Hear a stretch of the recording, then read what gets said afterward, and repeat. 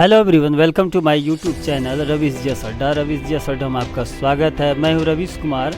आज हम लोग बात करें कि राष्ट्रपति पर महाभियोग पूर्ण कैसे होता है या राष्ट्रपति को कैसे हटाया जाता है। दोस्तों, इस अड्डा पे आपको मिलता है प्रत्येक चैप्टर का टॉपिक वाइज ऑथेंटिक चीज़, जिससे आपको याद करने में बड़ी आसानी मिलती है। आगे आने वाली जितनी भी एग्ज़ाम है, जैसे railway, SSC, Bihar SSC, CGL, BPSC इत्यादि कॉम्पिटिटिव एग्जामों के लिए बहुत इम्पोर्टेंट है। वीडियो के लास्ट तक बने रहें। वीडियो अच्छी लगे तो हमारे चैनल को सब्सक्राइब करें, लाइक करें और दोस्तों में शेयर करें। दोस्तों, मैंने यहाँ एक डायग्राम बनाया है। यूट्यूब पे आपको ऐसा डायग्राम देखने को नहीं मिलेगा। ऐसा डायग्राम जो कि एक बार याद करने पर आप फिर दोबारा कभी भूल ही नहीं पाइएगा।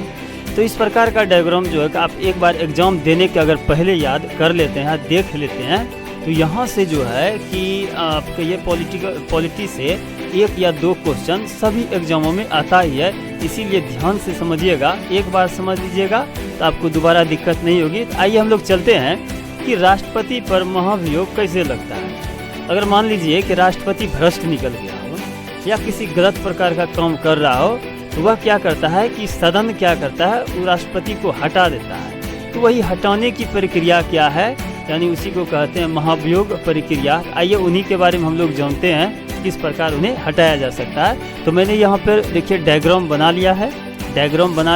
सिर्फ इसको समझना है। दोस्तों, मैंने लिखा है कि पहले राष्ट्रपति, फिर ये बी लिखा है, फिर ये सी लिखा है। तो यहाँ राष्ट्रपति को हम लोग ए मानते हैं। तो सबसे पहली बात बता देते हैं कि इसका जो वर्णन किया गया है कि अनुच्छेद 61 में, तो एग्जाम में पूछा जाता है कि राष्ट्रपति पर महाभियोग किस अनुच्छेद में लगाया जाता है। तो आपको याद रखना है कि अनुच्छेद जो है कि 61 में क्या करता है, अनुच्छेद जो है कि 61 में इनका जो है कि चर्चा किया गया है। तो हम लोग मान लेते हैं अगर कोई राष्ट्रपति जो है कि भ्रष्ट निकल गया हो, तो उनको पद से हटाना हो, तो हम लोग क्या करते हैं कि एक सदन में मतलब विधेयक पारित करना पड़ता है, प्रस्ताव पारित करना पड़ता है। तो वो हो सकता है कि अगर राज्यसभा से भी हो सकता है और लोकसभा से भी हो सकता है। तो ये गारंटी नहीं है कि हम लोकसभा से करें, हम राज्यसभा से भी प्रस्ताव पारित कर सकते हैं। तो हम लोग मान लिए कि बी जो है कि यह क्या है, राज्यसभा है। तो राज्यसभा है तो यहाँ से भी हम प्रस्ताव पारित कर सकते हैं। तो जिस सदन से हम प्रस्ताव पारित करते हैं, तो वह सदन जो है कि मेरा प्रथम सदन कहलाता है। तो आइए हम लोग प्रथम सदन मान लिए कि यह राज्यसभा है।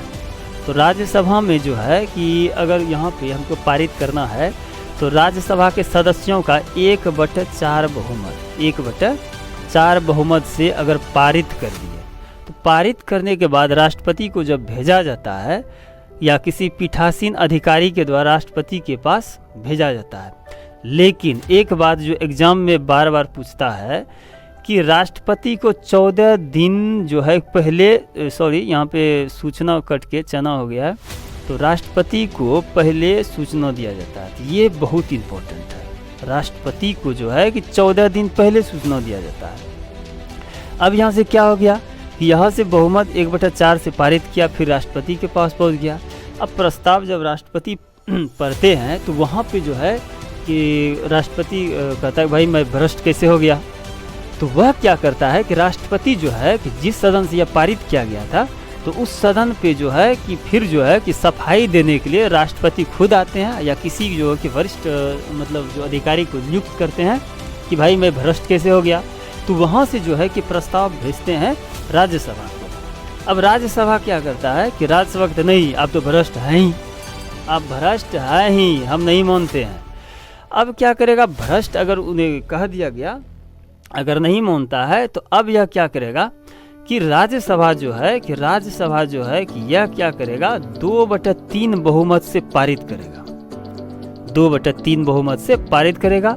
अब जब यह राज्यसभा से चालू हुआ था, तो यह दूसरा जो सदन है, यह हो जाएगा आपका लोकसभा। यह क्या हो जाएगा, लोकसभा। अब लोकसभा में जब 2/3 बहुमत से पारित करता है, यानी दूसरे सदन को भेज देता है, यानी लोकसभा को। अब लोकसभा क्या करता है, डायरेक्ट इनको नहीं कहता है कि राष्ट्रपति भ्रष्ट है। तो यह क्या करता है, इसकी जांच के लिए क्या करता है, कि एक जांच समिति का गठन करता है। जांच समिति का गठन करने के बाद वहाँ जांच किया जाता है। जांच करने के बाद क्या करता है, फिर वह रिपोर्ट देता है। लोकसभा को क्या कहता है, रिपोर्ट देता है। अब रिपोर्ट देने के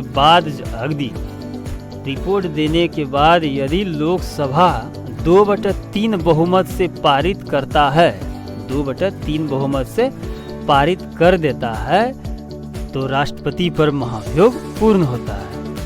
यानी कहा जाए कि राष्ट्रपति पर महाभियोग पूर्ण होता है, तब उस समय जो है कि राष्ट्रपति को अपने पद से इस्तीफा देना पड़ेगा। तो इस प्रकार राष्ट्रपति पर जो है कि महाभियोग पूर्ण होता है ना आसान। कैसा लगा दोस्तों, एक बार हम लोग फिर से रिपीट कर देते हैं इस डायग्राम को। एक बार फिर से रिपीट करने से क्या होता है कि याद बड़ी आसानी से हो जाता है। तो एक बार फिर से हम लोग शॉर्टकट में चलते हैं। पहला जो है कि कोई भी सदन अगर यहाँ पे किया बी 1/4 बहुमत से क्या किया, पारित। अब यहाँ से क्या किया, पीठासीन अधिकारी के द्वारा राष्ट्रपति को भेजा गया और राष्ट्रपति को 14 दिन पहले सूचना दिया जाता है। अब राष्ट्रपति के पास जब जाता है तो राष्ट्रपति देखता है कि भाई मैं भ्रष्ट कैसे हो गया। अब भ्रष्ट ने तो फिर जाके यहाँ पे इस सदन को भेजता है। सदन में क्या करता है, सदन नहीं मानता, नहीं आप भ्रष्ट हैं ही, तो क्या करता है, या 2/3 बहुमत से पारित कर दूसरे सदन को भेजता है, यानी कहा जाए तो लोकसभा। अब दूसरा सदन क्या करता है, जांच रिपोर्ट मतलब जांच करने के लिए जांच समिति का गठन करता है और वह क्या करता है, जांच समिति रिपोर्ट देता है। रिपोर्ट देने के बाद अगर वह सदन जो है 2/3 बहुमत से पारित करता है, तब कहा जाता है कि राष्ट्रपति पर महाभियोग पूर्ण हो गया, यानी राष्ट्रपति को अब पद पर से हटाने में कोई नहीं रोक सकता है। तो यहाँ पे दो बात इम्पोर्टेंट है, अनुच्छेद 61 में इनका वर्णन किया गया है और दूसरी बात जो है 14 दिन पूर्व सूचना दिया जाता है। दो खास बात यहाँ पे आपको याद रखना है जो एग्जाम में बार बार पूछा जाता है। किसी भी लेवल का एग्जाम हो, यहाँ से एक क्वेश्चन या 2 क्वेश्चन पूछा ही जाता है ना आसान। इस अगर टर्मों को आप या डायग्राम को आप अगर पढ़ लेते हैं, एक बार एग्जाम में जाने से पहले एक बार देख लेते हैं, आपको दोबारा याद करने की ज़रूरत नहीं है। दोस्तों अगर यह वीडियो आपको अच्छी लगे तो चैनल पर अगर नए हैं तो सब्सक्राइब करें, लाइक करें और हाँ, दोस्तों में शेयर करना नहीं भूलें। धन्यवाद। जय हिंद, जय भारत।